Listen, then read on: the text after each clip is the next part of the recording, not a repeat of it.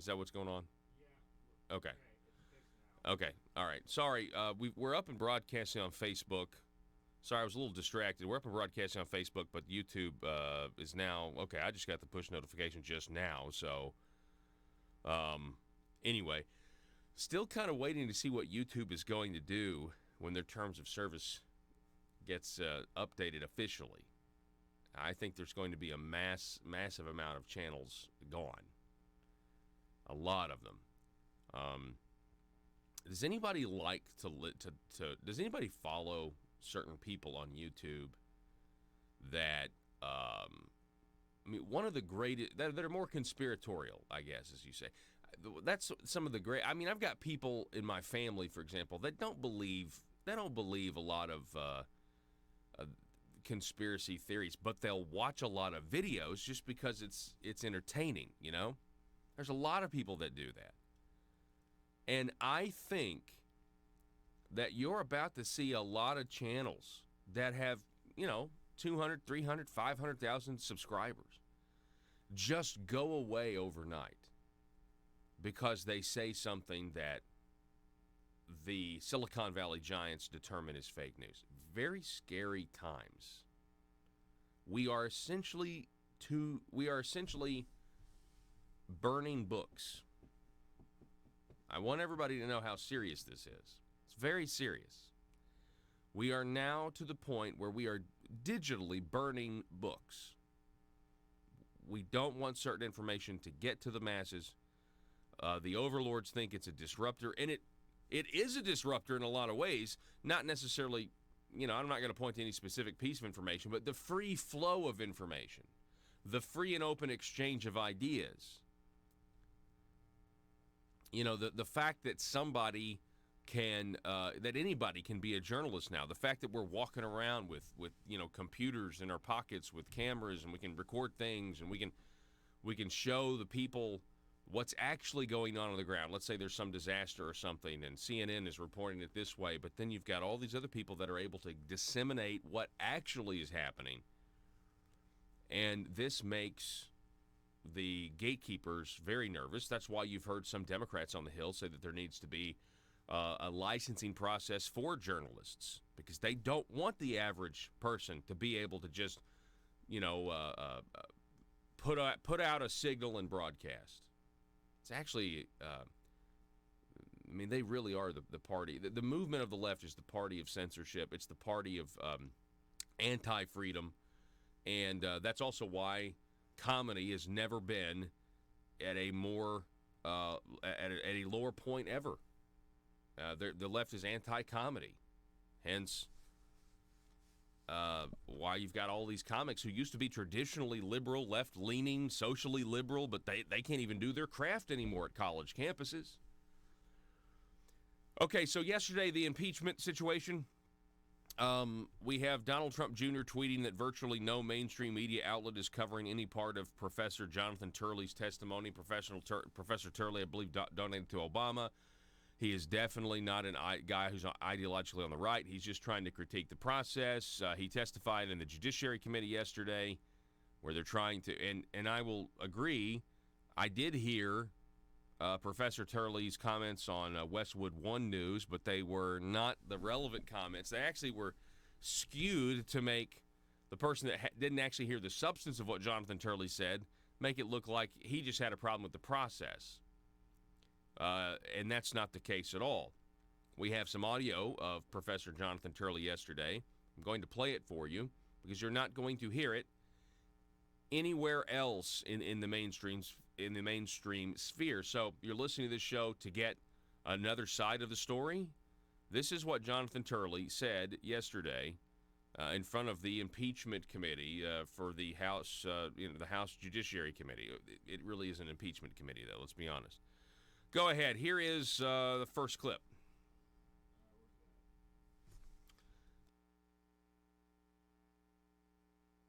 Yeah. First One clip. more time. If you impeach a president, if you make a high crime and misdemeanor out of going to the courts, it is an abuse of power. It's your abuse of power. Uh-oh. You are doing precisely what you're criticizing the president for doing. We have a third branch that deals with conflicts of the other two branches. And what comes out of there and what you do with it is the very definition of legitimacy. All right, that's the first clip that you will not hear the mainstream media play. Here's another clip talking with Congressman Doug Collins. Is there a concern that if we just say it up that facts don't matter, that we're also, as you've said, abusing our power as we go forward here and actually looking at what people would actually deem as an impeachable offense? I think so. And part of the problem is that to bring a couple of these articles, you have to contradict the position of President Obama.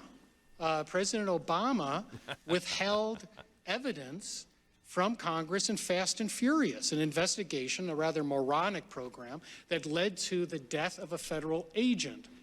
President Obama gave a sweeping argument that he was not only not going to give evidence to this body, but that a court had absolutely no role in determining whether he could withhold the evidence. Stop. You're not going to hear that clip played in the mainstream media.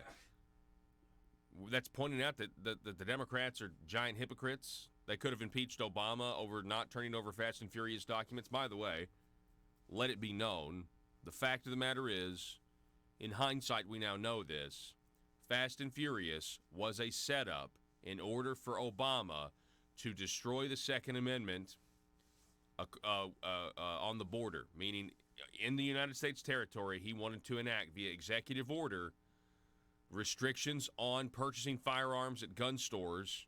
That's why he set those border gun stores up and was going to target them after all of this. But see, it was all exposed. I think Cheryl Atkinson exposed it all because she was asking questions, honest questions.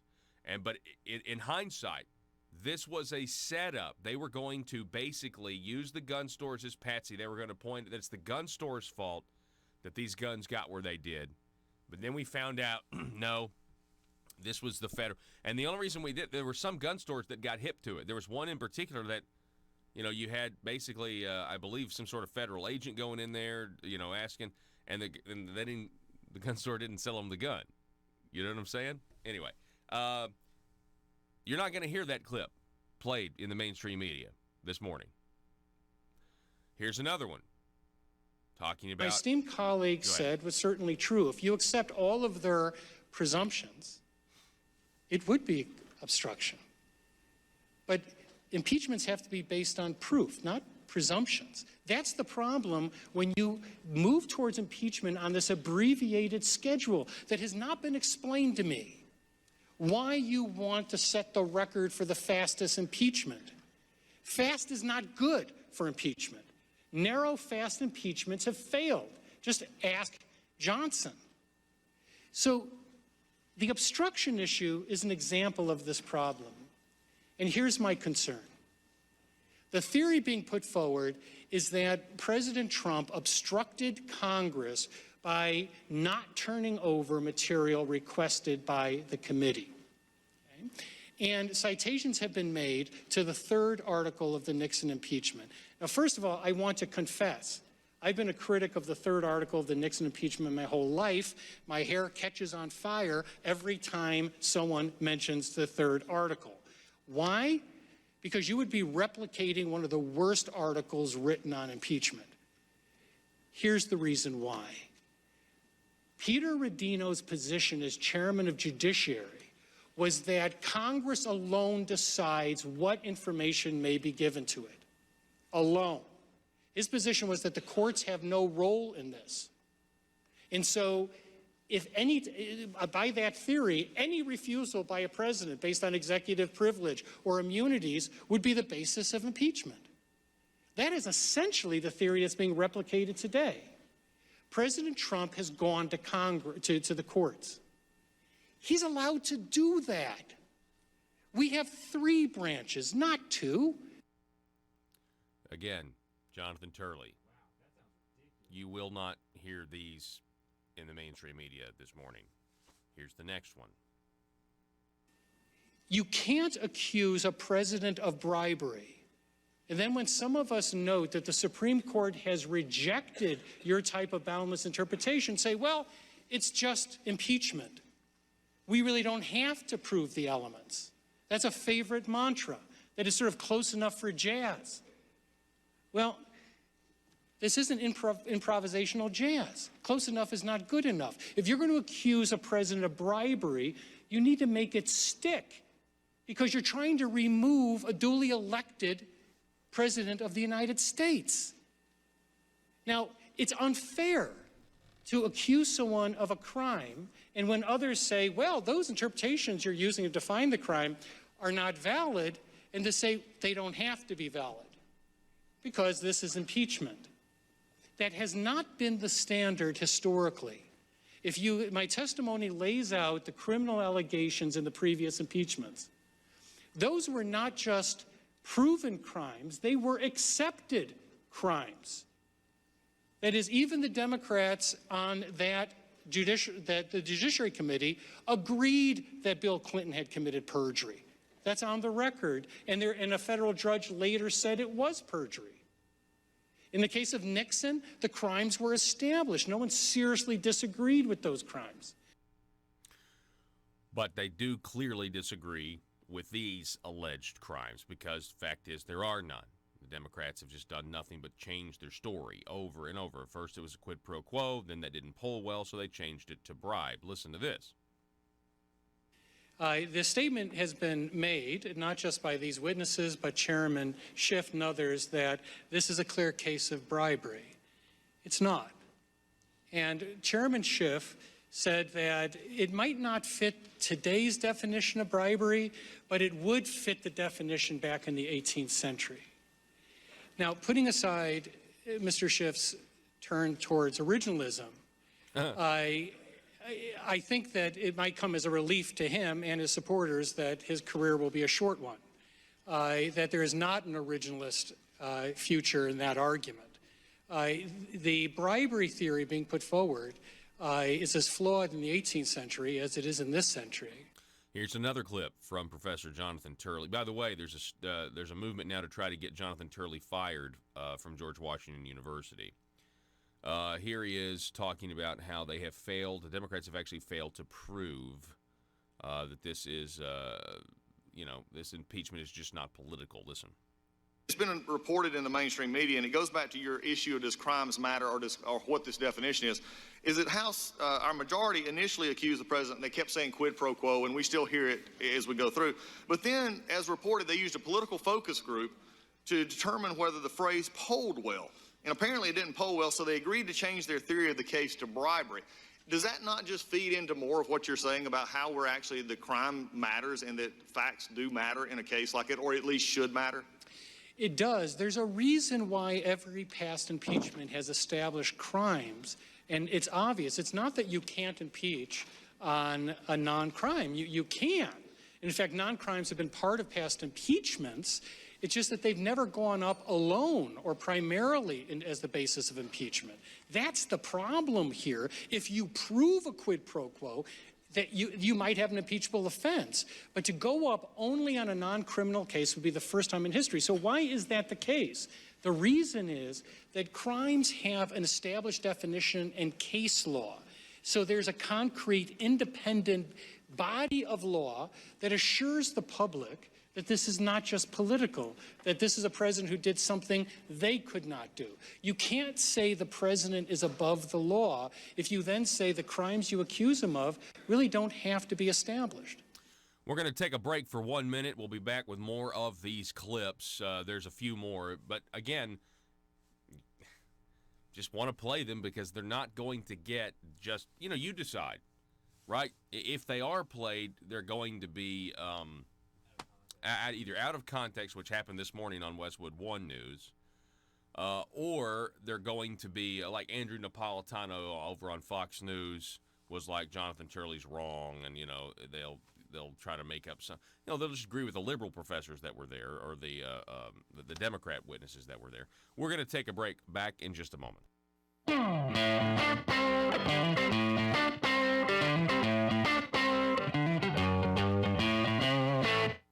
Folks, as a taxpayer or business owner, I know the government rarely gives the people a break. Big government politicians seem to always want more money from us, taxpayers. So if you want to support the work we're doing right here at Conduit News, bringing you the truth, then why not consider giving less money to the government that never stops overspending and overtaxing us by giving a tax-deductible donation to Conduit for Commerce, the premier organization in Arkansas that never stops promoting small business and limited government. Just go to conduitforcommerce.org and click on Support Our Cause. From there, you can decide if you want to donate monthly or one time. Give the government that's using your tax dollars to grow and grow less, and give the people fighting for your values more. Conduitforcommerce.org. American businesses, movie studios, universities, think tanks, scholars, journalists, and local, state, and federal.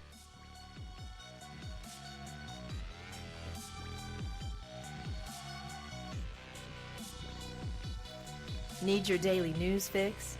Don't forget to tune in to Conduit News Radio with Paul Harrell. Professor Turley, the Nixon and Clinton impeachments were debated solidly in the high crimes category, correct? Crimes were at issue. But on the evidence presented so far, is it your view that there is no credible evidence that any crime was committed by President Trump? Yes, I've gone through all of the crimes mentioned. They do not meet any reasonable interpretation of those crimes, and I'm relying on express statements from the federal courts. I understand that the language in the statutes are often broad. That's not the controlling language. It's the language of the interpretation of federal courts. And I think that all of those decisions stand mightily in the way of these theories. And if you can't make out those crimes, then don't call it that crime. If it doesn't matter, then what's the point? Call it treason.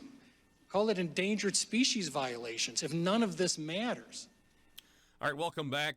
That was Jonathan Turley. We're going over a few clips that we just don't think that you're going to hear about what he said yesterday. It was a very bad day for the Democrats. Here he is again.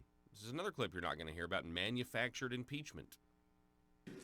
Trumbull said the following. He said, once this set the example of impeaching a president for what, when the excitement of the hour shall have subsided, will be regarded as insufficient causes, no future president will be safe who happens to differ from the majority of the House and 2/3 of the Senate. He said, I tremble for the future of my country. I cannot be an instrument to produce such a result, and at the hazard of the ties, even of friendship and affection, till calmer times shall do justice to my motives, no alternatives are left to me. And he proceeded to give the vote that ended his career. You can't wait for calmer times. The time for you is now. And I would say that what Trumbull said has even more bearing today, because I believe that this is much like the Johnson impeachment. It's manufactured until you build a record. I'm not saying you can't build a record, but you can't do it like this. And you can't impeach a president like this. Again, Jonathan Turley. Probably not going to hear that. Nancy Pelosi, by the way, has called a press conference to give an update on impeachment later this morning. We'll see what she has to say. Here's another clip I suspect you may not hear. Professor Turley, would you agree that the evidence compiled to date by House Democrats during these current impeachment proceedings fails to meet the standard of clear and convincing evidence? I do, by a considerable measure. Now let me turn again to the book, To End a Presidency. In that book, the authors state the following, quote, except in the most extraordinary circumstances, impeaching with a partial or plausibly contested understanding of key facts is a bad idea. Professor Turley, do you think that impeaching in this case would constitute impeaching with a partial or plausibly contested understanding of key facts? I think that that's clear because this is one of the thinnest records ever to go forward on impeachment. I mean, the Johnson record, once again, we can debate because that was the fourth attempt at an impeachment. But this is certainly the thinnest of a modern record. If you take a look at the size of the record of Clinton and Nixon, they were massive in comparison to this, which is almost wafer thin in comparison. And it has left doubts, not just doubts in the minds of people supporting President Trump, doubts in the minds of people like myself about what actually occurred. There's a difference between requesting investigations and a quid pro quo. You need to stick the landing on the quid pro quo. You need to get the evidence to support it. It might be out there, I don't know, but it's not in this record. You know, when the Democrats took control of the House of Representatives in 2018 and the Republicans increased their majority hold on the Senate, I don't know who said this. I mean, I know I said it, but I think I read it somewhere and I can't remember, so you'll have to forgive me. But one of the predictions was that we are now going to have 2 years for the Democrat Party to remind the rest of the country just how crazy they are, just how unhinged they are. And I know we're not to that 2-year mark yet, but we're getting close. We're a year in. And I think the American people, and if you look at how impeachment is polling, I think they're being reminded just how crazy the left is in this country. They are also probably Googling psychological conditions like Trump derangement syndrome and realizing that it is, in fact, a real thing. We'll be back in just a moment. Folks, as a taxpayer or business owner, I know the government rarely gives the people a break. Big government politicians seem to always want more money from us, taxpayers.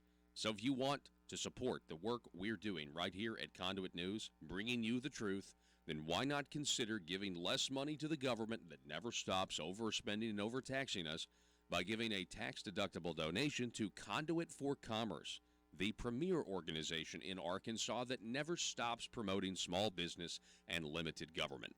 Just go to conduitforcommerce.org and click on Support Our Cause. From there, you can decide if you want to donate monthly or one time. Give the government that's using your tax dollars to grow and grow less, and give the people fighting for your values more. Conduitforcommerce.org. As we speak, Beijing is employing a whole-of-government approach, using political, economic, and military tools as well as propaganda to advance its influence and benefit its interests in the United States. And I have wanted to welcome back to Arkansas Chairman Chu.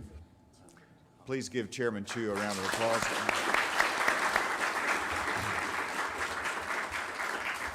China is also applying this power in more proactive ways than ever before to exert influence and interfere in the domestic policy and politics of this country. Chairman Chu, I got to know as he is the CEO and chairman of Shandong Ruyi Technology Group out of Shandong Province. Over the past 17 years, China's GDP has grown 9-fold. It's become the second largest economy in the world. Much of this success was driven by American investment in China. And the Chinese Communist Party has also used an arsenal of policies inconsistent with free and fair trade, including tariffs, quotas, currency manipulation, forced technology transfer, intellectual property theft, and industrial subsidies that are handed out like candy to foreign investment. We've been to Shandong Province a number of times since I've been governor.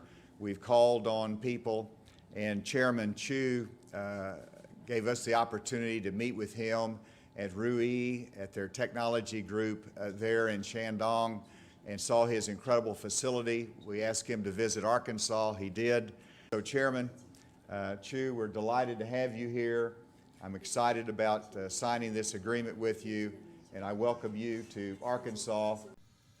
These policies have built Beijing's manufacturing base at the expense of its competitors, especially the United States of America. Exposing the truth and everything the Marble Palace establishment keep trying to cover up. It's Conduit News Radio with Paul Harrell. Yeah, I definitely think it's fitting. We're going over all those those Jonathan Turley clips is certainly the right thing to do. I definitely think it's fitting that we've been talking about media bias throughout the week. We've seen media bias in our state media. We see it obviously in the national media as well. Here to talk more about what's been going on with this sham impeachment, if you will. We have once again Dan Perkins is with us, nationally recognized expert, public policy and energy. You see the stuff at Daily Caller, Town Hall, Newsmax, and The Hill. Dan, how are you, sir? Good morning, Paul. I'm fine. And yourself? I'm doing well. What were your thoughts yesterday on everything that happened in the Judiciary Committee? That's a great question. I would say to you that we saw the face of the deep state in the Foreign Relations Committee when all of the people who are bureaucrats within the administration were angry with Donald Trump for not asking them for their opinion on establishing policy. None of them had any facts to present to the committee of any wrongdoing on the part of the president. It was he should have done it this way. He should have done it our way. So we now have a bunch of faces of what the deep state looks like in Washington, D.C. What we saw yesterday was the face of what I call the deep state within the education system in the United States.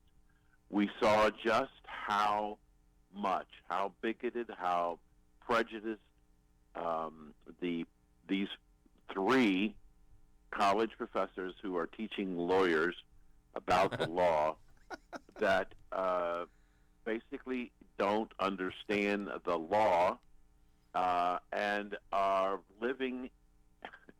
They are living in, and I'm not trying to be harsh here, and they look like they're living in the past. They came across as arrogant, as opinionated, angry, and so when the one said, if this doesn't lead to an impeachable event, then I don't know any that will. Right. And yet, so what the Democrats inadvertently are doing is showing us the ugly face of the deep state, and two, showing us the ugly face of the contamination of the public education and private education systems, especially higher education. Oh yeah, I hadn't actually thought about that. That these are people that are teaching law students. Now, actually, Jonathan Turley, I mean, he had a ton of statements that I think were very, very bad for the Democrats. We've been going over those, and he actually is not a Trump supporter. And you're not going to hear that in the mainstream media, which is why we played them. But this one woman, Pamela Karlan, actually attacked or brought the president's son into her arguments. And that, to me, is all you need to know. It discredits her completely when she has such a personal animus. She's not talking, from a legal standpoint when she said that Donald Trump may be able to name his son Barron, but that doesn't make him a Baron. And, I mean, I can't believe she said that. That's incredible. Well, I would say to you what was even more incredible than that, when she came back, I guess, after lunch, and she wanted to correct the record. She couldn't correct the record about Barron Trump without she was apologizing and attacking the president at the same time. And so you have to say to yourself, I mean, I've written about this. I've talked about this, and I've got 9 interviews today. I'm going to talk about it a lot today. What we're seeing here is that the Democrats have no clue about what's going on. How the Democrats, I said when they brought Mueller before Jerry Nadler's committee this summer, and I saw the way he performed. And I said in a commentary, did anybody from the Democratic Party or anybody from the committee staff, the Democratic committee staff, interview Mueller as to what he was going to say? And apparently they didn't, because he was a terrible witness. He destroyed his own report, not knowing who Fusion GPS was. Here we had in the Intelligence Committee, it was clear that either the people who were testifying were never briefed by anyone on the staff, or they were briefed on the staff and their own personal arrogance said, screw you, I'm going to do what I want to do. And the same thing yesterday. We've got these people so that the people, the optics were terrible for the Democrats yesterday. One, Professor Hurley, nice-looking man, well-groomed. The other people, like... That's true. That's actually true. So, the guy that was speaking the most truth did actually look like, well kept, and the others not so much. Right. And so nobody coached these people on how to dress. The woman, her hair was absolutely an abomination. It's true. But they were all angry. They were, if the law is supposed to be objective, I mean, so they stacked the deck 3-1, and that didn't go in my opinion, didn't go unnoticed by the American people. 3 Democrats and 1 Republican. Mm-hmm. So the continuation of the bias and the prejudice. What I think is happening, and I said this before the Thanksgiving break, and I wrote a commentary a month and a half ago, that the Democrats need 218 votes to pass this resolution. Now, if they get 218 votes in favor of the resolution and the bill of impeachment, and all the Republicans vote against it, it's not nonpartisan. It's very partisan. Right. And if we have any Democrats who vote against it going with the Republicans, then it's clearly a biased situation. Yeah. So, but I think that the Senate testimony when we get to a trial is going to be dramatically different than what we're seeing out of the House. I also think that when many of the congressmen were back home in their districts over the Thanksgiving holiday, yes, I think they got a real earful of how much of the American people are I think you're angry right. about what's going. I think one of those was Eric Swalwell, who seems to be now backing kind of off impeachment a little bit in one of his public comments. So I think you're right. Nancy Pelosi's got a press conference later this morning. I think probably around, I think I saw 9 a.m. Eastern time. So she's going to be specifically talking about the status of impeachment. Right. I think she's probably going to try to,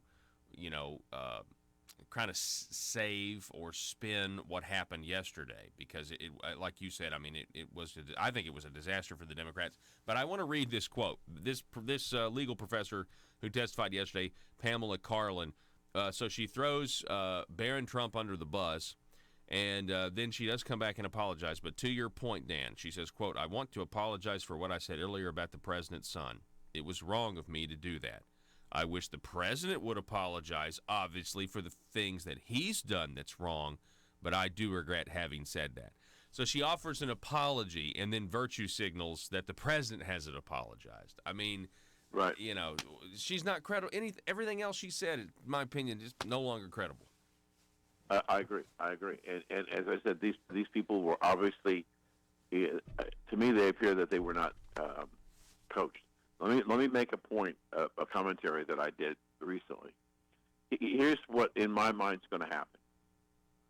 Nancy Pelosi is going to begin to realize that she doesn't have enough votes to pass the impeachment resolution. Okay. She doesn't have the 218. So here's what if I were running the Democratic Party, this would be my strategy. I realize that if I pass this resolution,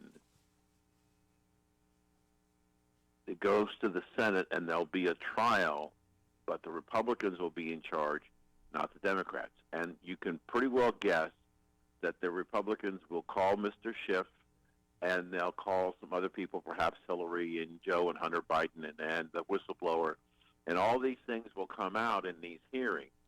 The mainstream media is going to be unable to resist the theater, and so they're going to broadcast it. And a lot of Americans who have either didn't pay attention because the ratings have dropped like a rock on the Democratic stuff are going to be engaged in understanding what's going on.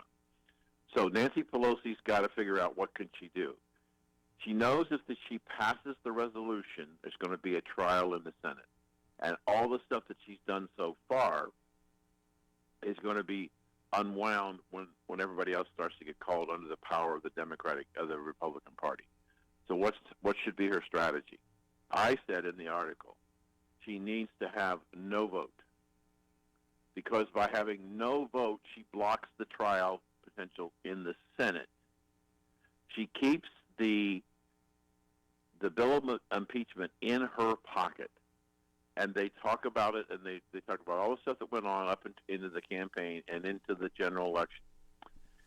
If Mr. Trump wins re-election and the Democrats lose control of the House, which I believe they will, in the lame duck session, Nancy Pelosi passes the bill of impeachment, which means that Donald Trump, at the beginning of his second term, will have to face an impeachment trial in the Senate. Wow, that would be quite the scenario. But yeah, I see what you're saying. I definitely agree. If this does make it to the Senate, I think the Democrats have opened up a can of worms. I really do. Because everything is going to be laid bare once the Republicans are in control. Hey, Dan Perkins, I appreciate it. It's always great to talk to you, sir. Good luck on the rest of your interviews today, and we always appreciate you coming on. Thank you, sir. It's always a pleasure to be with you. Yes, sir. We'll make a YouTube video of this, folks, posted on the YouTube channel, Conduit News. Please subscribe and click the little bell to receive notifications. We're going to reset here, take a break. We're going to talk a little bit about how Republicans will say, here locally in Arkansas, big government Republicans will say anything to get reelected, even though their record doesn't reflect what they are now campaigning on. I've got evidence of it when we come back.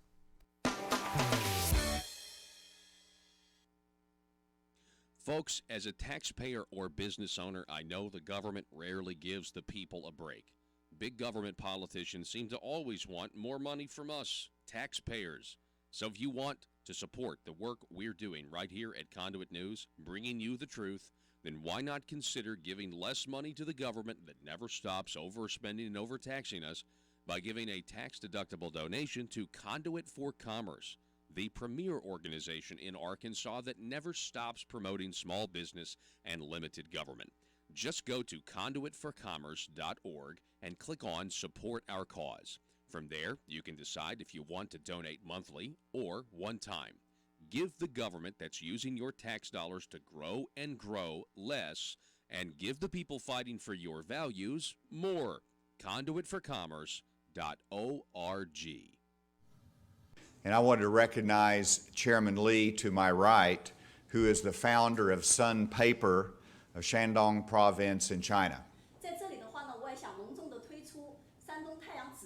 I also want to recognize Secretary Ma of Shandong Province.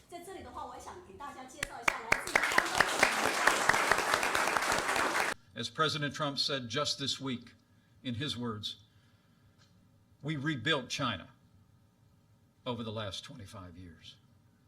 Last November, as you know, I traveled to Shandong Province.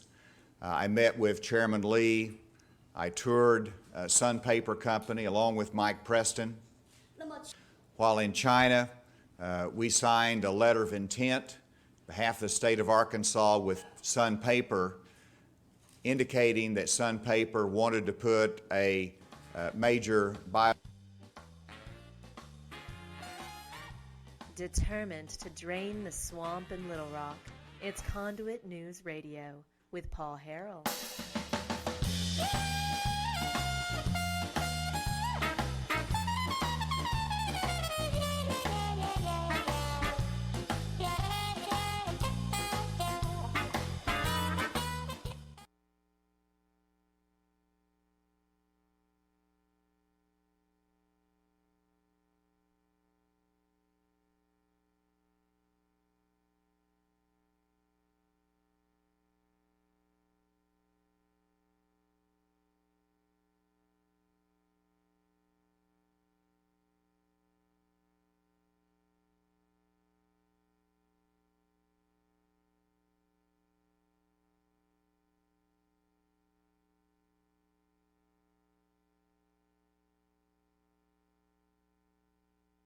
Our communist government is proud to do business with the mediocre state of Arkansas. We are happy to take your money and your trees and send the profits back home. The Communist government of China was pleased to learn the taxpayers of Arkansas are excited to contribute their money with the hope if you build it, one day jobs will come. We are excited to take your fields of capitalism and turn them into fields of communism, where every Arkansan has nightly dreams of Mao. China is looking forward to our investment of $1 billion in what is now called Arkansas. We see this as an investment in our future, and that future will be called New Beijing. Chinese investment will make Arkansas a great place for jobs, as the People's Republic of China will succeed where the Soviets failed. As we build our roots deep in Arkansas, we are thrilled with the potential new ideas and advancement we will share with our people back home.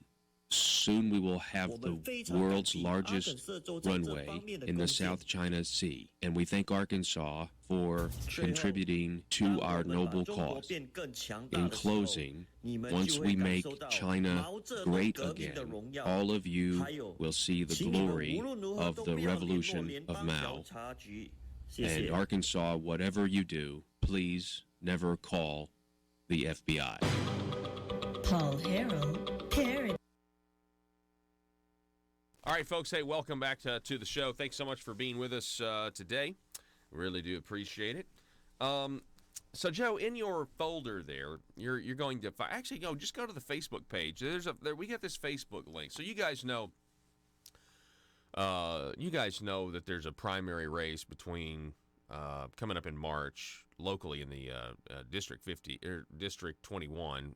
This is a Senate district here in Arkansas between Senator John Cooper and State Representative Dan Sullivan. So, obviously, I'm following the Senator John Cooper Facebook page, and, I see things. For example, there's this video that he put up a couple of days ago. Go ahead and run the video, Joe. Like, start it at the beginning. If it gets, you start at the beginning. If you get to the end, it'll go to another one. Go ahead and run this. So, this is John Cooper, this is one of his campaign ads he's running on Facebook. Go ahead. He says, protecting lives matters to me, roads matters to me, education outcomes matters to me, gun rights matter to me, healthcare costs matter to me, better jobs matter to me, lower taxes matter to me, students matter to me, you matter to me. Re-elect John Cooper. Now, the comments on this are interesting. If you'll scroll down and let's read some of the comments that are still up. Now, some people think some of these comments have been deleted. I have I can't confirm that. But some of the comments on this, a guy named John says he will say anything to get elected. This guy's the biggest rhino in the Republican Party. Tim, have you noticed that only one comment shows out of the 5? I believe all negative comments are being deleted or made where you can't see them. Paula writing, don't vote for him, another Democrat posing as a Republican. And then just a woman named Joan just says vote red. Well, it's a primary, so technically you're both voting red in this case. But out of those comments, now it did say something like there were 11 comments, but of course we can only see 4 of them. Yeah. It only shows 4 comments, but it's listed that there are 11 comments anyway. Who knows what other comments are on there?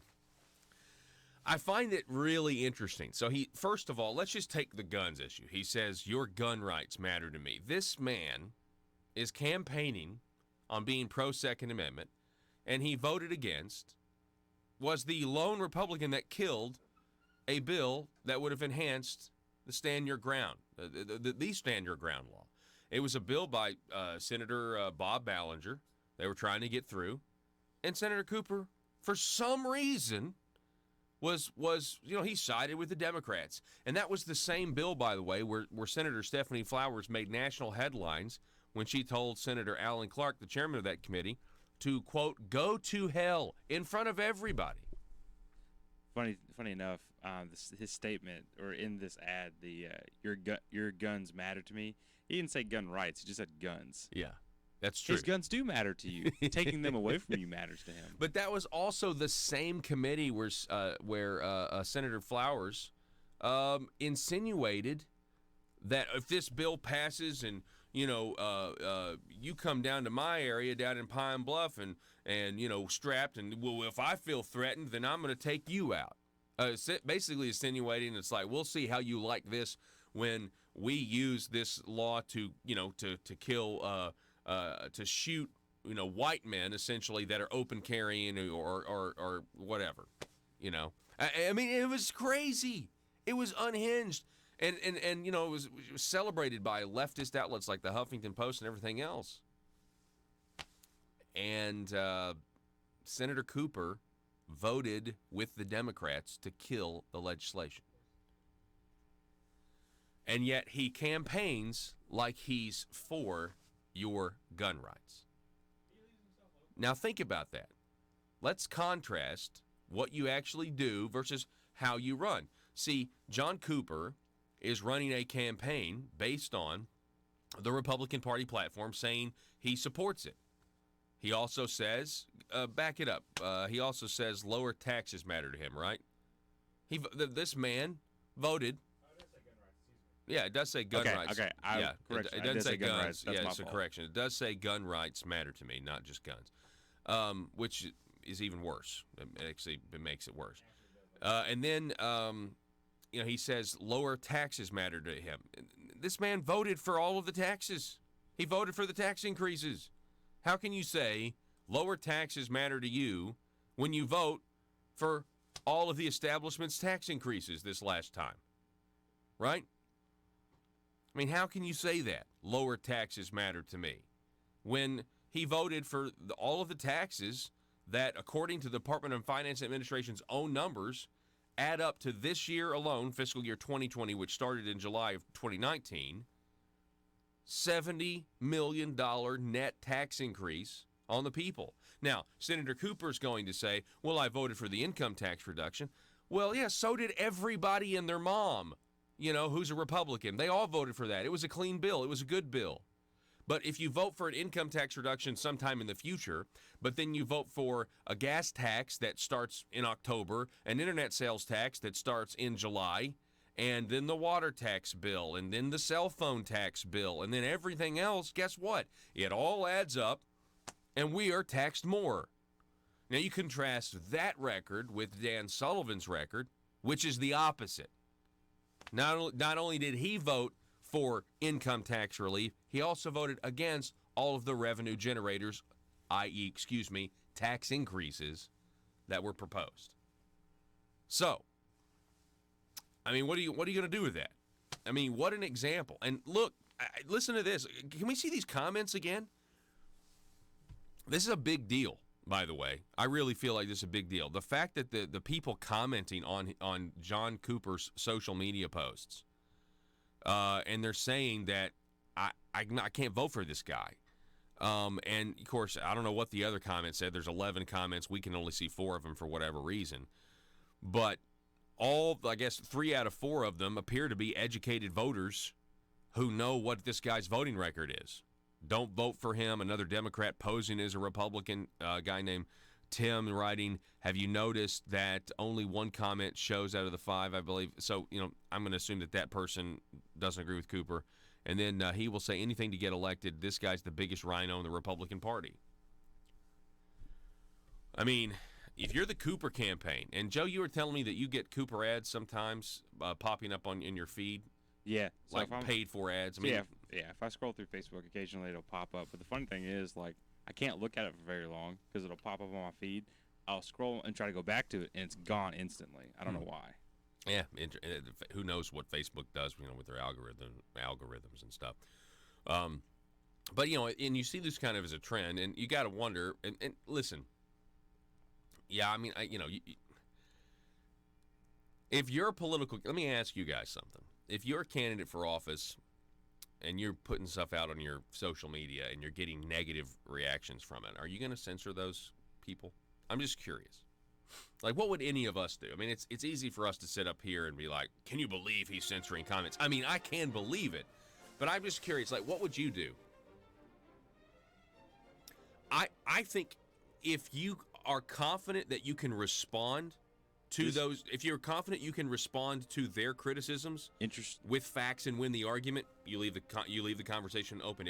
If you know you can't, you start to censor and delete comments. This brings up an interesting point. This is censorship. Like, it's we don't have that. We don't know that for a fact. Well, no. It looks like it. He's still an elected public official. Is he allowed to do that?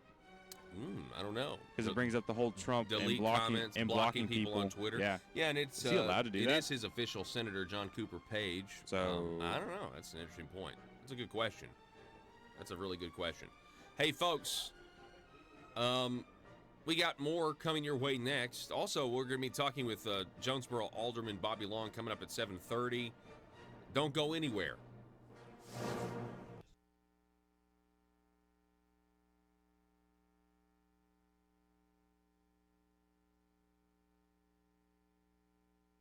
Folks, as a taxpayer or business owner, I know the government rarely gives the people a break. Big government politicians seem to always want more money from us, taxpayers. So if you want to support the work we're doing right here at Conduit News, bringing you the truth, then why not consider giving less money to the government that never stops overspending and overtaxing us by giving a tax-deductible donation to Conduit for Commerce, the premier organization in Arkansas that never stops promoting small business and limited government. Just go to conduitforcommerce.org and click on Support Our Cause. From there, you can decide if you want to donate monthly or one time. Give the government that's using your tax dollars to grow and grow less, and give the people fighting for your values more. Conduitforcommerce.org. Products mill in South Arkansas, The Communist Party has set its sights on controlling 90% of the world's most advanced industries, including robotics, biotechnology, and artificial intelligence. To win the commanding heights of the 21st century economy, Beijing has directed its bureaucrats and businesses to obtain American intellectual property, the foundation of our economic leadership, by any means necessary. Chairman Lee and I met yesterday. Chairman Lee indicated to me that Sun Paper has selected Arkadelphia in Clark County as the location of a $1 billion bioproducts mill. Beijing now requires many American businesses to hand over their trade secrets as the cost of doing business in China. It also coordinates and sponsors the acquisition of American firms to gain ownership of their creations. Worst of all, Chinese security agencies have masterminded the wholesale theft of American technology, including cutting-edge military blueprints. And using that stolen technology, the Chinese Communist Party is turning plowshares into swords on a massive scale. Well, thank you all for joining us via Skype from Beijing this morning. Here in Beijing, it is 10 p.m. in the evening. I've had a very successful trip to China. China now spends as much on its military as the rest of Asia combined. And Beijing has prioritized capabilities to erode America's military advantages on land, at sea, in the air, and in space. I've spoken at Tsinghua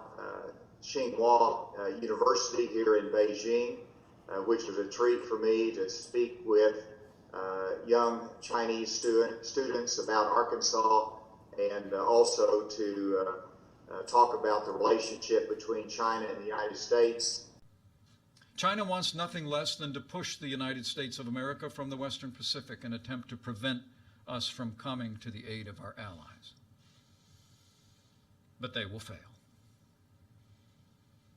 Beijing is also using its power like never before.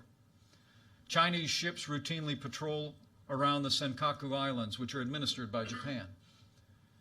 And while China's leaders stood in the Rose Garden at the White House in 2015 and said that his country had, and I quote, no intention to militarize the South China Sea. Today, Beijing has deployed advanced anti-ship and anti-air missiles atop an archipelago of military bases constructed on artificial islands. China's aggression was on display this week when a Chinese naval vessel came within 45 yards of the USS Decatur as it conducted freedom of navigation operations in the South China Sea, forcing our ship to quickly maneuver to avoid collision. Despite such reckless harassment, the United States Navy will continue to fly, sail, and operate wherever international law allows and our national interests demand. We will not be intimidated, and we will not stand down. And we'll be calling on multiple prospects in China, as well as continuing our relationship with Sun Paper in Shandong Province. In recent years, China has taken a sharp U-turn.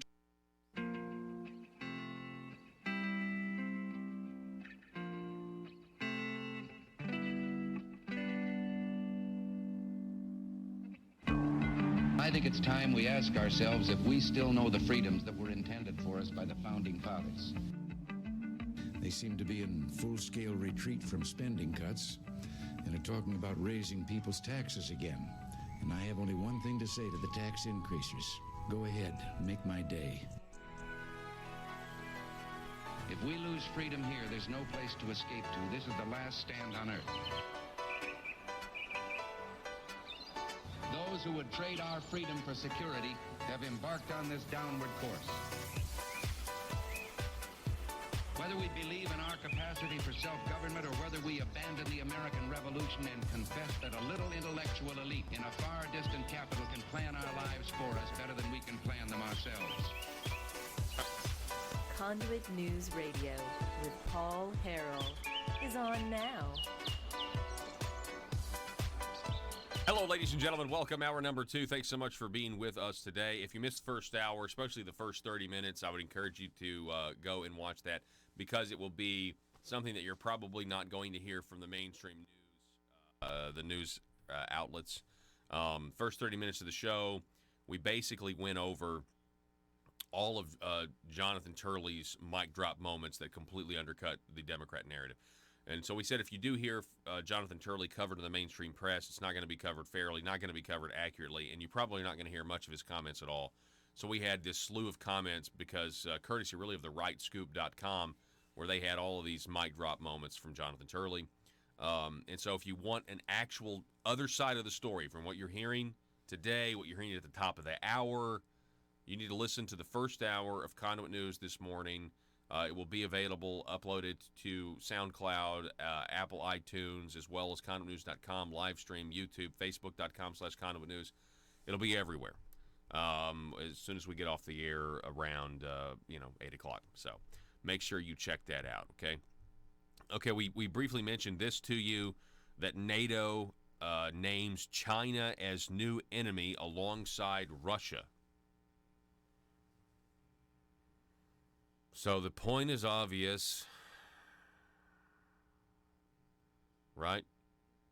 The point is obvious. NATO, right? I mean, that's supposed to be kind of an established global order of things. Now, granted, the president's trying to make it work again by making countries pay the full 2% they're supposed to.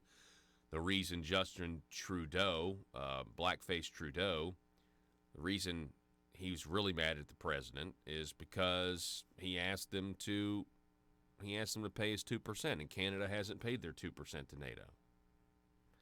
President Trump taking out a few Norwegian countries to lunch, or anybody actually who has paid the 2% of their GDP to NATO. But the question is obvious. If NATO has named China as the new enemy, well, it's kind of weird because it's like the North American alliance, and it's kind of obvious that the reason NATO was formed was because of the Soviet Union. But they still believe Russia's a threat. But they're adding China. Okay? So what does that mean for a state like us, Arkansas? Well, it just is another red flag. Add it to the long list that says that really, I mean, a reasonable person would not pursue deals with communist Chinese companies trying to move here to Arkansas. You wouldn't give them taxpayer money. You wouldn't sell out American ideals for the promise of potential jobs, which I think is a phony promise. You wouldn't do those things. And now that NATO is looking to China as a potential threat now, something we need to worry about, not only militarily, but obviously economically, why would we want to bring them into Arkansas? Now, I believe that we have a lot more clarity as to why we continue to pursue Chinese communist deals in Arkansas. I think we have a lot more clarity because of the story, the news breaking, that the governor has a law firm with his name on it. He now claims publicly on the website, and he claims to media outlets, including this one, that he has no financial interest in it and doesn't anticipate returning to the law firm after he leaves office.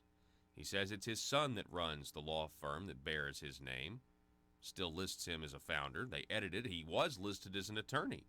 Up until a couple of weeks ago, he was listed as an attorney on the website. Not anymore.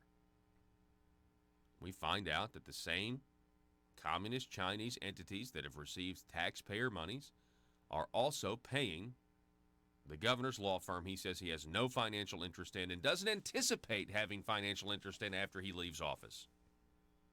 His son, Asa Hutchinson III, accompanying him on trips overseas. Well, no, not accompanying him. He went 2 days in advance at his own expense.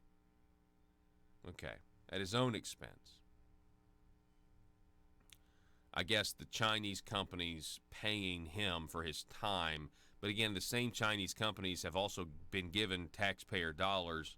So how are we to know which specific dollar left the coffers of the Arkansas taxpayer, went to China, and then China sent it to the governor's son, who is the head manager of the governor's law firm bearing his name that he has no financial interest in, he says, and doesn't anticipate having financial interest in when he leaves office. That's very reassuring, right? I don't anticipate that, he said to Talk Business and Politics.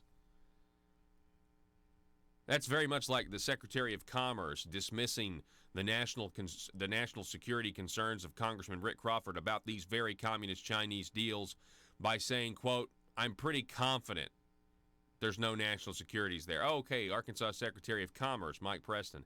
He's pretty confident that Rick Crawford, sitting on the House Intelligence Committee, his concerns over national security and not trusting the Chinese are, they just dismiss it. Why do they dismiss it? Well, that's what we've been wanting to know. We got a little bit more clarity. Maybe they dismiss it because there's money to be had. There's livelihoods to be maintained and gained for your children. There's livelihood to be maintained and gained for your children. In this case, your child.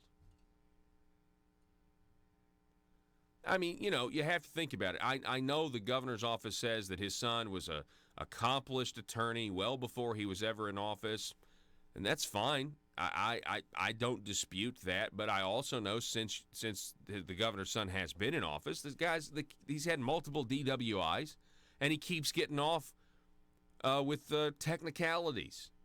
So you tell me, is that? I mean, if you find out that Asa Hutchinson III has all these DWIs, you going to hire him as your attorney? Who's going to hire him as an attorney? Right? I mean, the only way I'm talking about, what is it? Isn't it 4 at this point? 4 different ones. And you can say what you want, but what it looks like is you have the clients that you do because it's about access. It just is. It's about access. You have an American company in Dallas, iStation, that is listed as a client of Asa Hutchinson III, or of the Asa Hutchinson Law Group. And they get a big contract with the Department of Education, $3.7 million. Is that what it was? And it was a rebid, too, which was weird. That's a whole nother can of worms we're going to get into at some point. This NATO names China as new enemy alongside Russia. They officially add a new nation to the list of challenges. That's what it is. So the list of challenges NATO has is the nation of China. What does that mean to Arkansas? Really, nothing, because the mainstream media is not going to point out the obvious contradiction, the obvious struggles between the state's chief economic policy, which is the communist Chinese, are integral. We need their investment to survive here in Arkansas, versus the national security implications and the position of the White House. Obvious conflicts. Let's see, what is it, 15 after? When do we go next here? Okay, I'd like to stop. I'd like to reset. I want to go to break now because I want to shift gears here. Talk Business and Politics reporting that the St. Louis Fed is showing that Northwest Arkansas's net migration among the strongest in the region. I'll tell you why this concerns me. Well, we'll just tell you why the opportunities that we have now we need to take. I'll tell you about that here in just a minute. Don't go anywhere. Telephone number 870-275-9799. Back in a minute.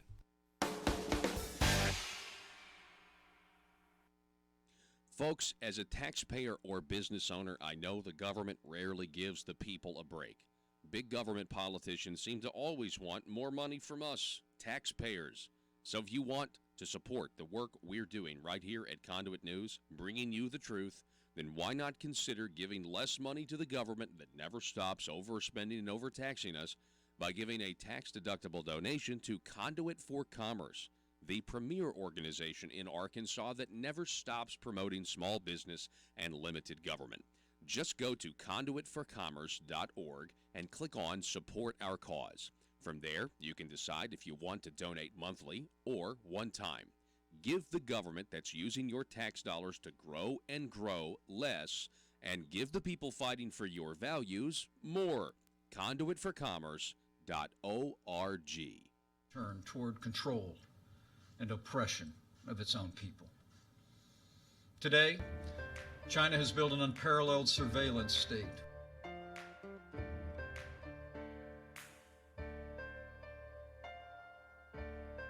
Bringing you your daily dose of truth. It's Conduit News Radio with Paul Harrell.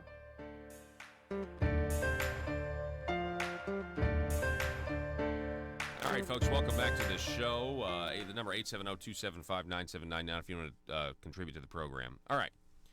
So this piece, Roby Brock writes that the St. Louis Fed shows Northwest Arkansas net migration among strongest in the region, up at talkbusiness.net.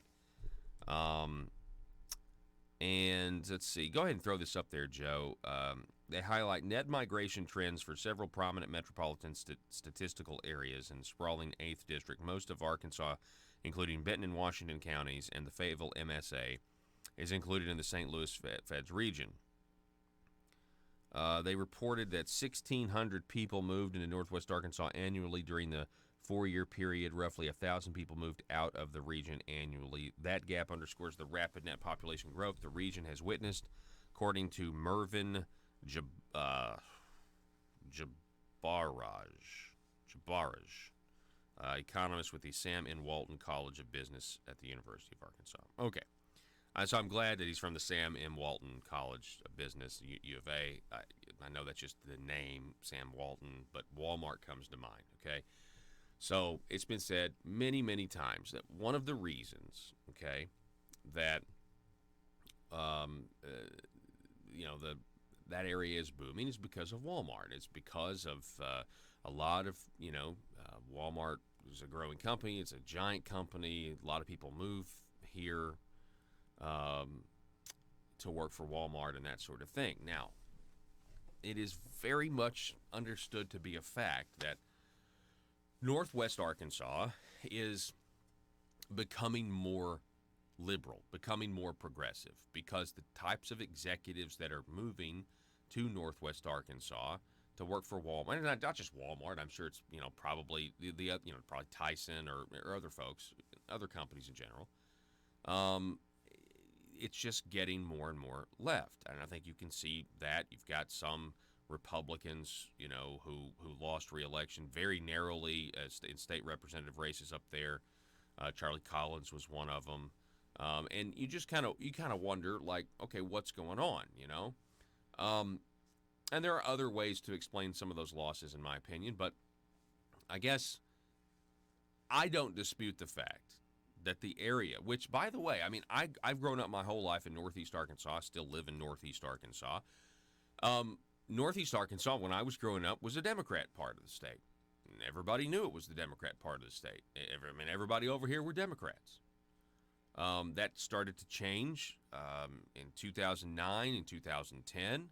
People started voting, for their values, and things look drastically different 10 years later. But when I was growing up, it was understood that the Republican part of the state, which was not much, but it was up in Northwest Arkansas. That's where the Republicans. Well, the Republicans are up in the northwest part of the state. That's just the way it was understood. That was the political environment of the state of Arkansas. We were a blue state, but there was a Republican. I don't know what you would call that. There was a Republican growth, or there was a bloom, I guess, in Northwest Arkansas. And now you're starting to see. By the way, I will say, a lot of rhinos now are also from Northwest Arkansas. And I think that's interesting in and of itself. That's a whole nother discussion, actually.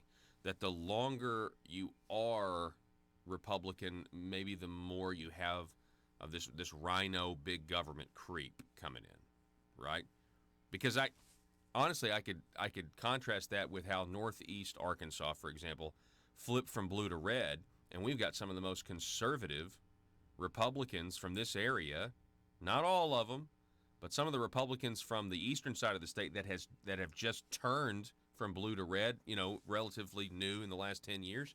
They're some of the most solid guys that out there in terms of their voting record. I find that to be just an interesting observation. The reason I say all this is because I want people to realize that this expansion of population in Northwest Arkansas, while I'm sure that's great for the economy, it possibly is the exact same thing that many people are warning about in the state of Texas. Texas is great. Texas is great because they have what are really, it's not even an arguable point. They're Republican ideas of how to run your government. They're not perfect by any means, but Texas is prosperous because they are conservative. And you have people moving from places where the Democrats have been in control for the last 50 years, and there are no jobs, there are higher taxes, and they're moving to where the jobs are. Where are the jobs? The jobs are in Texas. But they're not changing the way they look at the world. They're moving to these oases or these, I don't know, you kind of ever read the book Atlas Shrugged, Who is John Galt? They're kind of moving to the areas where the doers are, where the creators are, and they're going to benefit off of the hard work and the freedom that is in those areas, but then they're going to vote for people that are going to work to undo it. And that's very much what we might be seeing happening in Northwest Arkansas. And it's just something to think about. But it's more than just something to think about. It should also create an urgency. It should create an urgency. We don't need to assume that the Republican Party of Arkansas, for example, the massive amount of gains that have taken place over the last 10 years, are going to, well, they certainly don't translate into every plank in that Republican platform being adhered to. They certainly don't. I mean, this switch from being a blue state to a red state, I mean, we've said many times on this program, Conduit has written about this countless times. You can go to Conduit for Action and look at this, that we're a red state, but we're getting blue results. And so I just don't, if you'll talk to politicos in Arkansas, they will tell you that, the change is gradual. And politicos, ones that you might not expect, behind closed doors, anonymously will tell me, yeah, we understand that Asa is not a conservative. We are just basically trying to wait him out. We're trying to wait him out so that we can actually get lower taxes, reduce spending, that sort of thing. And okay, I understand that's the strategy. I got it. But we don't need to assume that this stall will not reinvigorate the Democrat Party.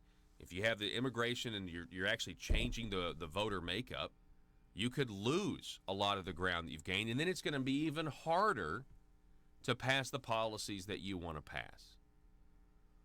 So the opportunity that we have, I mean, you're going to have an opportunity in 2021. The Asa will still be governor then. It'll be interesting to me as an observer, as a reporter, to see, does the lame duck aspect of the governor kick in 2021? Will there be more pushback against his agenda, which is typically very middle of the road, to say the least? I can't even say that it's not middle of the road. Folks, they raised our taxes. They increased our taxes in fiscal year 2020, a net tax increase of $70 million, okay? Now we have a Republican governor that says his top priority in 2020 is to promote a tax, is to get you to vote for a tax on your ballot coming up in 2020. So we don't need to take for granted the fact, that we don't just need to assume, is what I'm saying. We don't need to just assume that because the state is flipped from blue to red, that it's always going to be that way, because it's just not the case. Now, Lieutenant Governor Tim Griffin has talked about this, not specifically, but in his speech to the Cleburne County Republican Committee, he did mention that we have to think into the future and make sure voters understand that they can still trust the Republicans. And he highlighted the differences between the Democrat Party and between the Republican Party. But it was really powerful and it was really good. And I understand Lieutenant Governor Tim Griffin, he's already announced that he's going to be running for governor, after Asa Hutchinson is term limited. And I know there's talks of others as well. But the thing is, we have got to take advantage. I just want to encourage, we got to take advantage of the opportunity we have, because it may be a lot harder. And in hindsight, my fear is, when we get, a couple election cycles down the road, do you look back and you say, man, for 10 years, the Republican Party kind of squandered a ton of opportunity to make sweeping changes, to make sweeping reforms, instead of just, at the very least, you could describe it as, just kind of cutting around the edges and that sort of thing. Tell me what you think about this. The telephone number is 870-275-9799. That's 870-275-9799. Let's see here. We have a moderate. Let's see. We have one comment here. Janet writing. We have a moderate R for a governor. That's where the problems arise, and those on the Arkansas leg or Arkansas General Assembly who are afraid of him and go along to get along. There are about 15 who stand up to his plans, but not enough of them. I mean, Janet raised an interesting point. I think you definitely get the dynamic down there. I mean, I wouldn't say 15. You're probably right, but it depends. I have noticed a little bit more flexibility this last session, but it's issue by issue. people are picking their battles, you know? They're like, I'll go against the establishment thought this time, but then next time, so it's kind of all over the place. It's sometimes a lack of principle. Principle meaning you're going to approach every problem with the same, process, the same set of principles. Sometimes those principles are treated like articles of clothing, like it's a hat. Like, okay, I'm going to wear this hat today, but I'm not going to wear it tomorrow. And then that just this causes confusion. When you have a principled conservative, though, like an actual principled conservative, as a voter, that is so encouraging to me. And nobody's perfect, but most of the time, if they approach a problem with the same process of analyzing data, interpreting past decisions and the results of those decisions, approaching it from the idea of your core beliefs and values, that's always encouraging, because as a voter, you're not going to get a curveball most of the time. Again, we are all human. We're going to be right back with Jonesboro Alderman Bobby Long is with us. He's also running for state representative in District 53. Don't go anywhere. Back in a moment.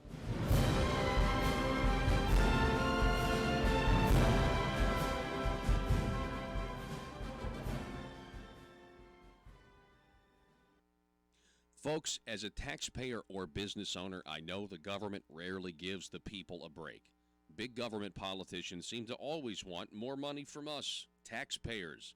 So if you want to support the work we're doing right here at Conduit News, bringing you the truth, then why not consider giving less money to the government that never stops overspending and overtaxing us by giving a tax-deductible donation to Conduit for Commerce, the premier organization in Arkansas that never stops promoting small business and limited government.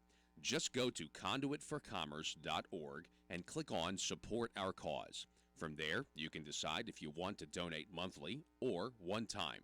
Give the government that's using your tax dollars to grow and grow less, and give the people fighting for your values more.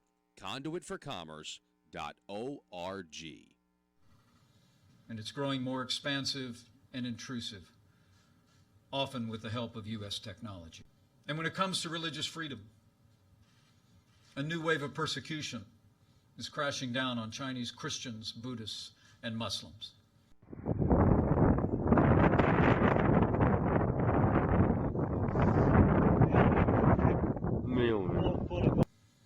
Last month, Beijing shut down one of China's largest underground churches.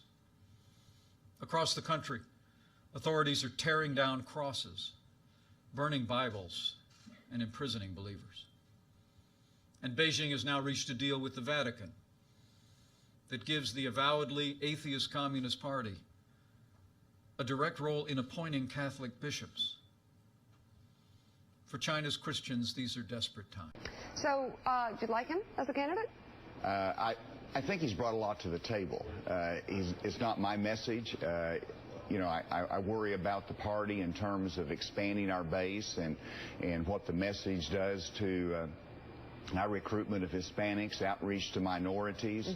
And so you've got to worry about the fall election and whether this is a message that's going to carry in Michigan, Ohio, and Florida, and those states that we need to carry.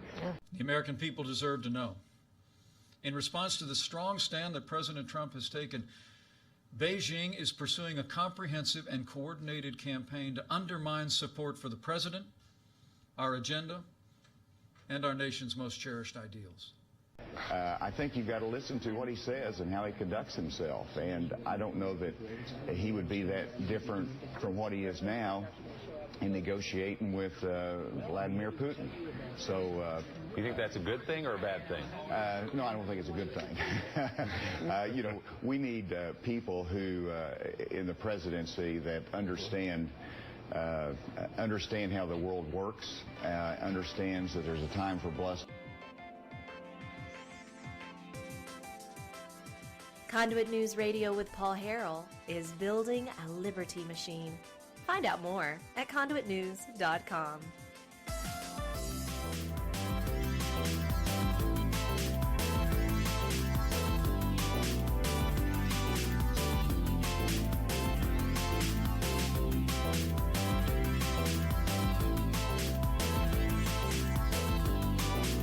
right, folks. Hey, welcome back to the show. Thanks so much for being with us. Telephone number 870-275-9799. This is the number if you want to contribute to the conversation. Hey, joining us now, we've got Jonesboro Alderman Bobby Long is back with us. Bobby, how are you, sir? I'm doing good. It's always good to be here. Yeah, I always appreciate our conversations. Also, running for state rep, District 53 primary. How's that going? It is going really well. We had a good event at Black Iron shooting range the other night. Had a good turnout. Gave away a $50 gift card there, and people brought their guns. I brought my 1933 Russian Mosin Nagant. Very neat rifle. I don't know what that is. I'm sorry. I'll show my ignorance here. It's a 1933 Russian sniper rifle. Okay. And it shoots around about that big, you know. But it is so much fun. But I had a really good time. And we're looking forward to the next event. It's going to be at Sage Meadows on Thursday, December the 12th at 6 p.m. The same type of thing, meet and greet, drop-in, fundraiser type of thing. There'll be food there. Mm-hmm. So I'm looking forward to seeing a lot of my Sage Meadows friends out there. A lot of people that I work with live out there. Sophie and Katie Puckett. You know, there's some of they are going to be strong Republicans when they grow up. Okay, I good. know they are. Good. So tell me a little bit about this story. I saw it. It was in the Jonesboro Sun. It was also in the Arkansas Democrat Gazette.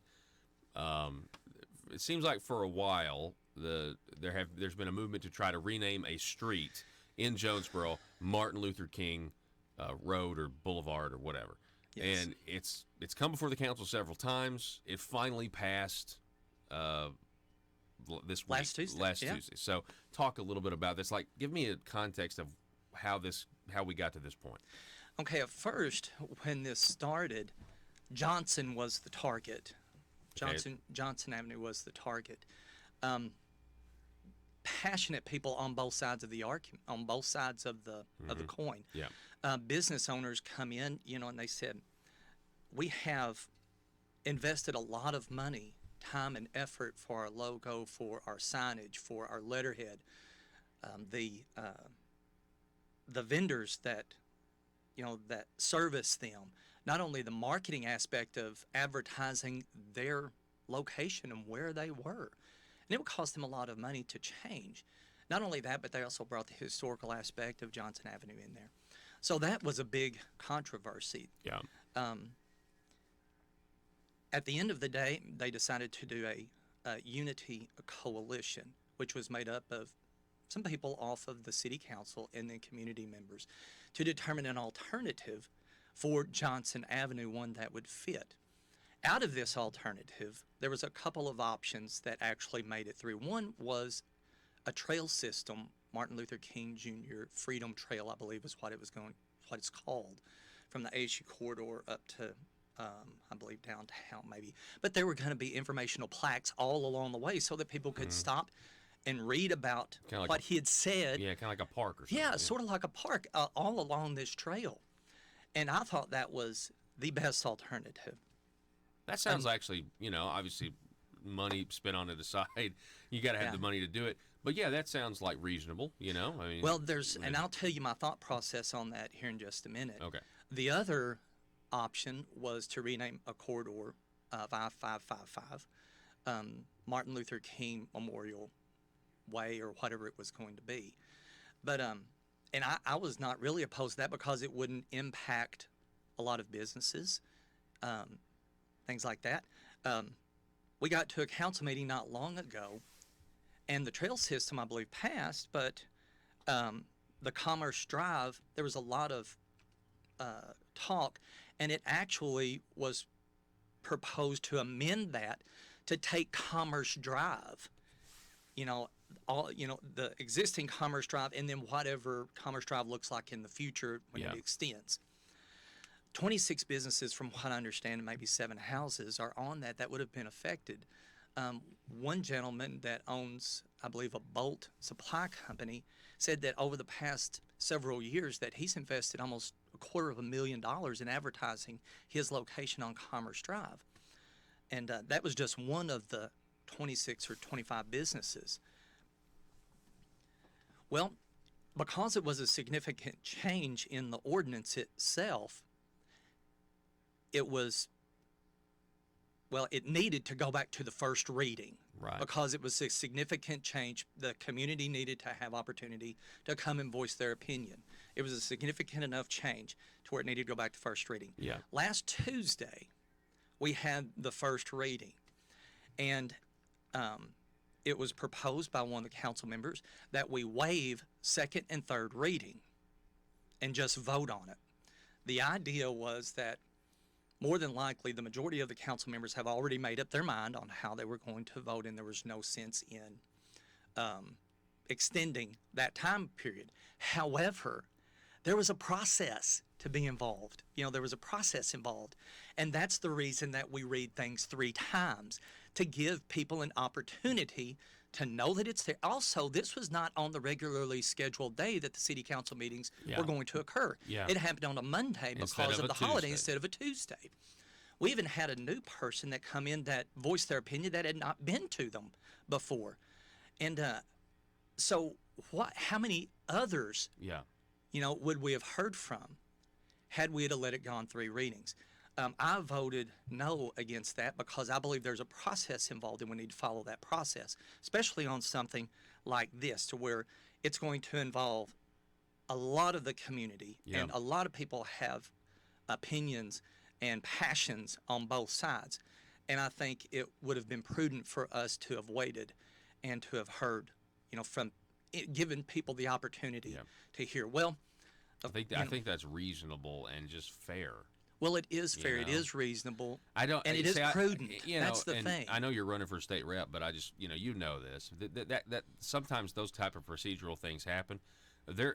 I will say they can, sometimes it's supposed to sit for 24 hours before you take it. It go from committee. It's got to sit for 24 hours before you get to the House. But sometimes people try to, suspend the rules to get what they want. And I want to be clear here. Right. Sometimes the temptation is to, just because you want to get what you want to destroy the process, so you get the outcome you want. And that's the ways that I have a problem with that. I think that's that there's an issue there. Yeah. There was no emergency. Exactly. There was no emergency or something like that. Nothing like that. It wasn't time sensitive. Yeah. But yet we did waive second and third reading. I thought that was not the right thing to do. You think the negative press, because see, the underlying theme here, let's just be honest, is that if the Jonesboro City Council can't rename a street Martin Luther King, that there's somehow institutional racism involved. There must be. That and I think maybe that's why some people wanted to just amend the process, because they're tired of potential negative press. Yeah, well, I think, as you know, over the past several months, that aspect of it, I never really entered my mind. Okay. I mean, I get press that's good sometimes. I get a lot of press that's bad sometimes, But at the same time, I do what I think is right. And it was not right, I do not believe, in my opinion, to waive second and third reading. Because that is a process that we have in place for a reason. And the reason is to make sure that everyone has an opportunity to attend at least one of the meetings, and voice their opinion on that particular ordinance or that particular subject that's before the council. And we bypassed that. So moving forward, we waive second and third reading, which means that at that point, that ordinance was going to be voted on to be set in stone. And we voted. And it passed. I did vote against it. It was 9-3. It was 9-3. And I would like to share a little bit about why I voted the way I do, because I think people need to know. I think people deserve that from their elected officials, to understand how they voted the way they did. And it wasn't that I was against a street or an avenue or anything carrying the name of Martin Luther King Jr. I'm not against that. I felt the trail system was a better idea. And here's the reason. To me, I was looking at this. I've studied Bible history for, 25 years. And when you look at those people and the servant attitudes that they had, the servant is always more interested in the message that they carry than uplifting the messenger that carries it. And when you look at Martin Luther King, I believe he was one of those types of people that believed more in the message that he carried than he himself as the messenger. So I started contemplating that in my mind, and I thought, what situation or what solution best fits what his life was all about? Yeah. Was the message that he carried. And I felt the trail system did that. It inspired, it communicated well, and it also commemorated him. But it educated too. Yeah, So it 'cause inspired, it educated, it Yeah. communicated, and it commemorated. And I do not see for the life of me how a 4-inch by 24-inch green sign with his name on it does those same things. I just do not see it. But yet, you see, the way that I voted, you have people saying that it's racist, that it's bigoted, That's even not, clannish. Really? Yes, Yeah, some even people. clannish. And That's sad, they do not know me. They don't want to give you the benefit of the doubt. No. They just assume that it has to be racially motivated. Yeah. When And- it's actually very well thought out. And you mentioned Bible history. I mean, in many ways, the trail system would have been very much like an Ebenezer. Because you would have had these plaques with his message. You'd had young kids or young college students walking up and down these paths, reading, "Judge a man not by the color of his skin, but by the content of his character. Yeah. I've even used that line many times before because it's a line that's not identified solely for a certain race. It is a universal desire that everybody of every color and every nationality and every creed has to be judged by the content of their character and not the color of their skin. Yeah, that's So- really good. So really that good. was my thought process. And to be honest with you, the last I guess 2 or 3 weeks, I've had many people that have emailed me personally and have expressed the reasons that they wanted this particular Commerce Drive or Yeah. Johnson. And we have had some very, very good civil discussions. Well, and I appreciate that too. I do. And in saying that, and I know you would agree with this, there are many people who the fact that it passed and Commerce Drive is now going to be renamed Martin Luther King Jr. means a whole lot to them, And I appreciate. I mean, I appreciate that they are, happy. I guess.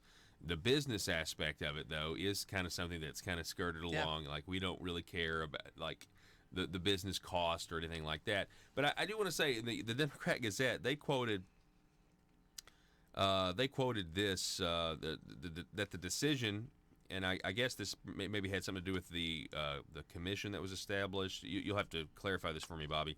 The decision angered some members of the Unity Coalition. Lisa Melton, a member of the Craighead County chapter of the NAACP, said in a later meeting that she had lost all respect for the council and accused members of backroom dealings. Quote, "I was angry and ashamed.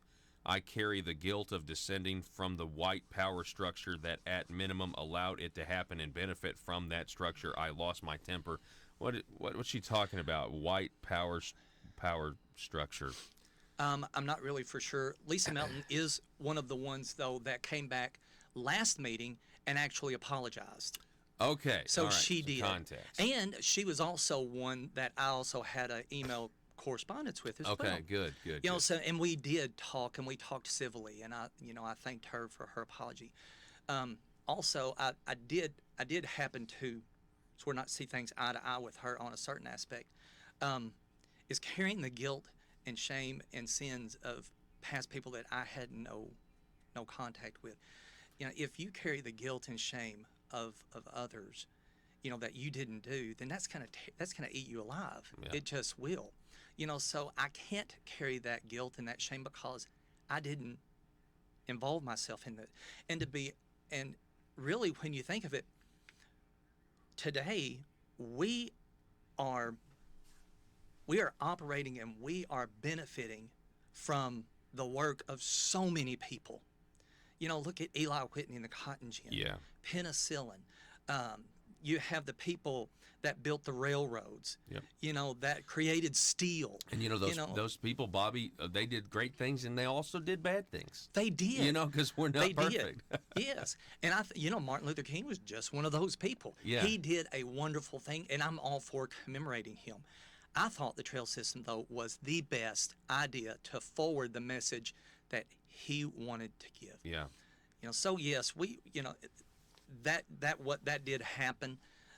And she did say all of those things, but later on she did apologize. She did apologize. All right. Well, we appreciate it, Bobby, and I want you to tell us again. I mean, if people want to continue this conversation and others about you running for state rep, yes, your event, Sage Meadows, give the date again. Sage Meadows, December the 12th, Thursday, 6 to 8 p.m. Please come out. Mm-hmm. And as like I've said to everybody, please do not hesitate to email me if you have any question on any stance that I have. I will let you know. Yeah. And that's one of the things that I wanted to mention is consistency.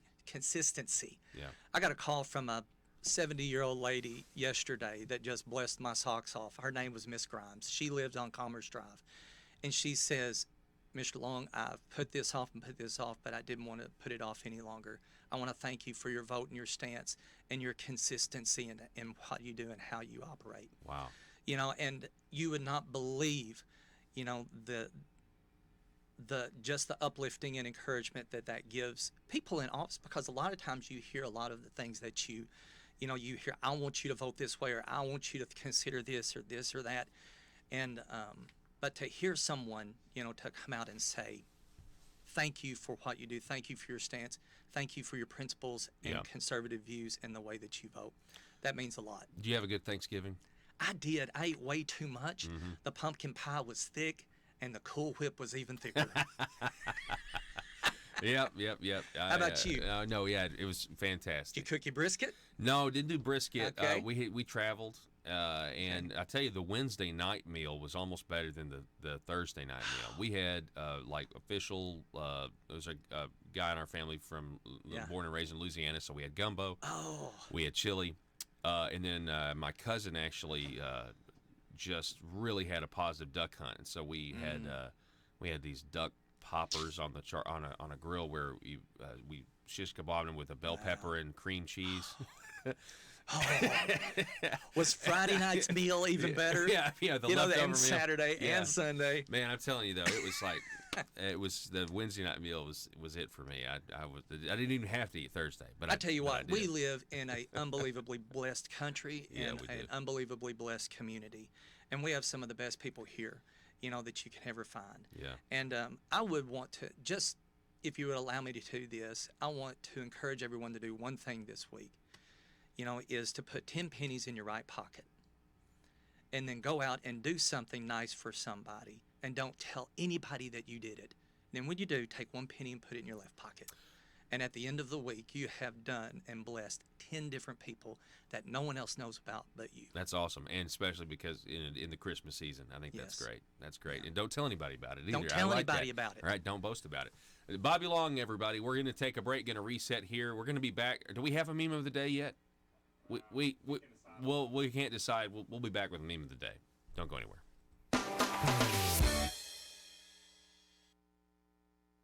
Folks, as a taxpayer or business owner, I know the government rarely gives the people a break.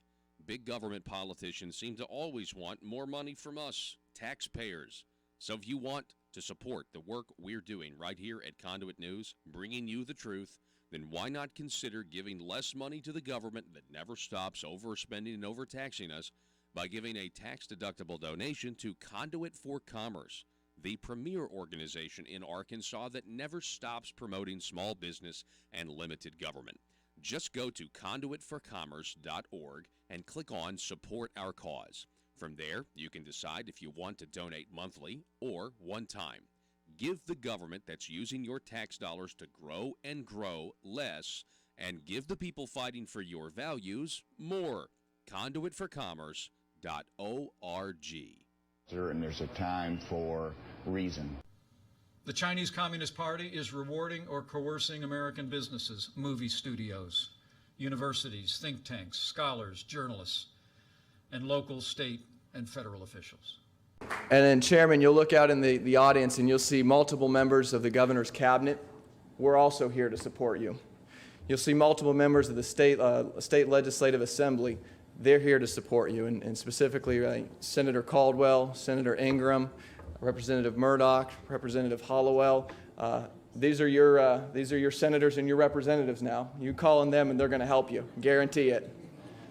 And Senator English, I saw you out there too. Thank you for being here as well. As we speak, Beijing is employing a whole-of-government approach, using political, economic, and military tools as well as propaganda to advance its influence and benefit its interests in the United States.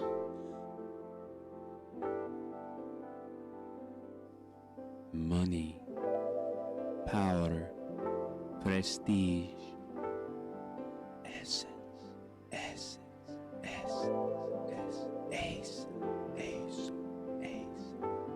available now from aristocrats serving Arkansas. From the Nata Rhino collection, the fragrance of backroom deals,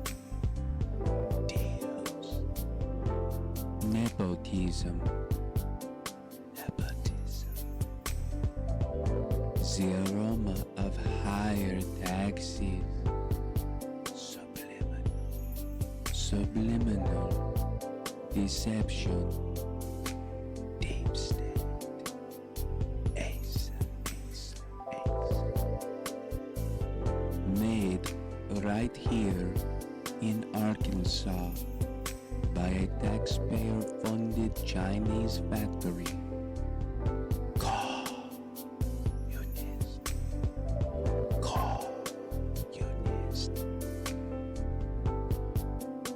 Every bottle carefully crafted for you. Gender neutral. Nothing says aristocrat like Essence of Bureaucrat. Essence of Bureaucrat by Asa. Available now in the Marble Palace gift shop. Paul Harrell parody.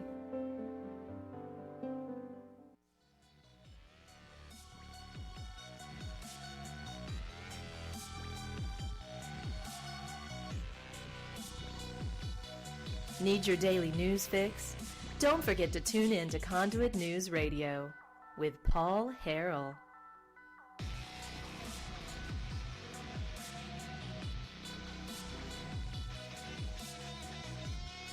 All right, ladies and gentlemen, welcome back to the show. We're going to sign off here. What do we have? Man, we had a great first hour. You guys need to check out the clips of Jonathan Turley. Once again, the first 30 minutes of the first hour. I'm about to post that on the podcast side, as well as when this video concludes, you can go back and rewatch it if you want to hear something that you're not going to hear in the mainstream media. And here is your meme of the day.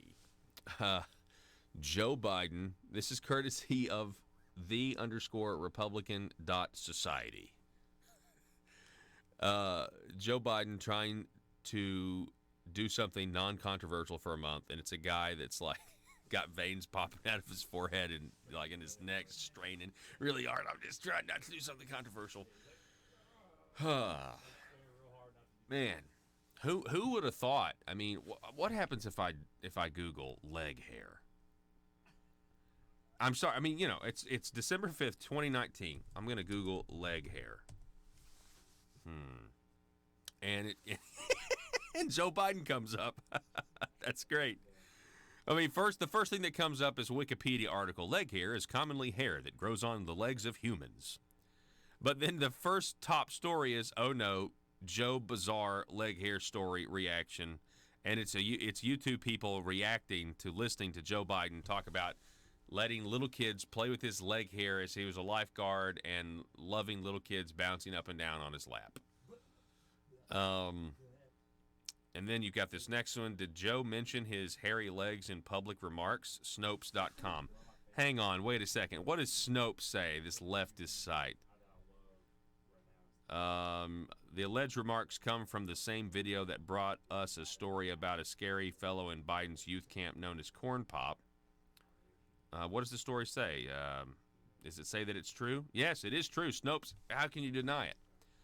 Then another one, Esquire, Joe Biden talking about kids touching his hairy legs in a swimming pool is not appropriate. Is that what they're going to say? Let me click on this link. Is not... the swimming pool is not great viewing. Yeah, so they don't like it. Anyway, all of that from Googling the word leg hair.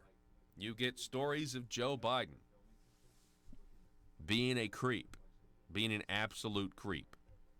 Folks, I appreciate you guys listening. We're going to be back here tomorrow for Johnny Cash Friday. Arkansas, be safe. Hey, remember to what Bobby Long said about the pennies. Do something, 10 pennies, do something nice, take a penny, put it in the other pocket. Also, I would like for you to join, I'll call it the Waverly campaign. Go watch the movie White Christmas and then find a General Waverly in your life and tell them how much you appreciate them by doing something for them. You don't have to bring a whole stage production to their Vermont or Connecticut ski lodge. You don't have to do that, but you can do something and surprise them and tell them how much you love them because they did something for you in your life and you've never really thanked them appropriately. Find a General Waverly in your life this Christmas season. We'll see you tomorrow.